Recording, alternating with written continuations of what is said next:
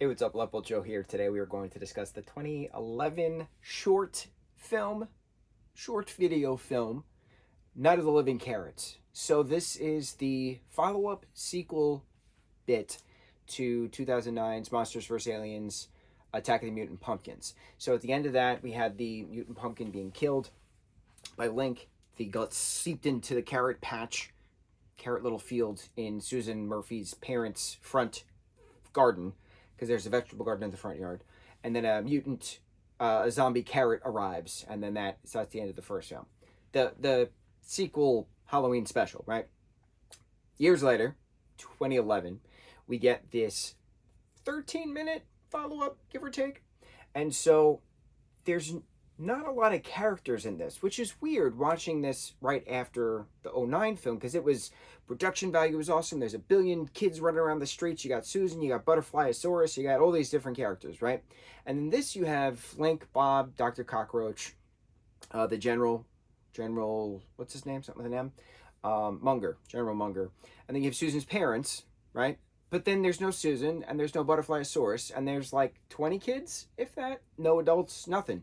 So it's just weird how you go from this filled street on Halloween night with two other main characters within the Monsters vs. Aliens franchise, and then they're not in the sequel, which is just, it's not technically a sequel short, which is just strange. It's strange getting rid of the characters and not explaining why they're not there. There's no reference of why they're there. We literally start out with the carrot coming out of the ground. I know I'm overthinking this. This is for children, but plot, timeline, keep it all together. So, the zombie carrots are starting to bite those at this, the kids doing this costume contest at the Murphy's house and turning into zombies.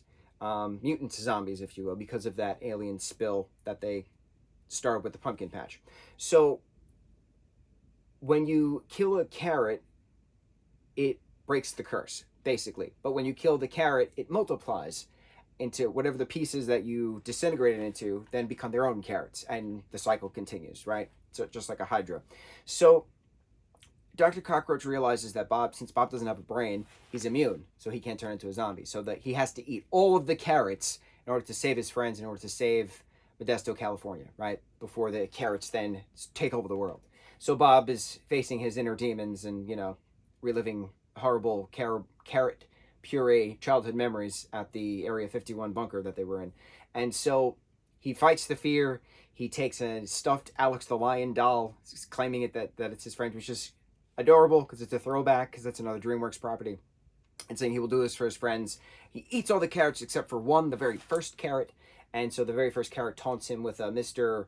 Buddy Nutty Bar, unrips the wrapper that the carrot's going to eat the chocolate, and then Bob goes, "That's it." And then he just eats the carrot with the chocolate and says, "Oh, chocolate covered carrot, still disgusting." The curse is broken. They'll go back to their, bunker. And that's it. It's cute, it's short, it's fast. You don't need anything long, extenuated plot points. But where are the characters? Where's Susan? Why is Susan not in this? In regards to continuing the story, which just, it started exactly where it ended. So where did Susan and Butterflyosaurus go? Did Butterflyosaurus just take Susan and go off after she said goodbye to her parents, and then the rest of the monsters happen to be there when the carrot pops out of the ground as Butterflyosaurus takes Susan away? We don't see that. I'm just inferring to make the timeline correct and the plot point more accurate. I'm overthinking it. I get it. It's a cute follow-up Halloween little spooky season film.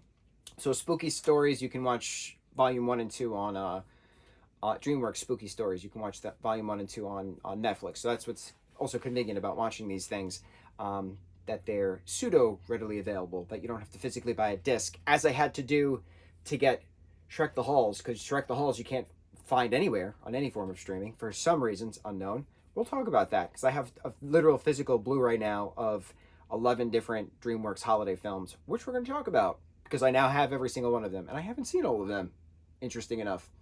So yes, continuing on with our final Halloween reviews, on to the next DreamWorks thing. Whatever is on my list, I got to check it out. Happy almost Halloween. Night of the Living Carrots. Very solid 13-minute, kind of short. On to the next review. Mahalo.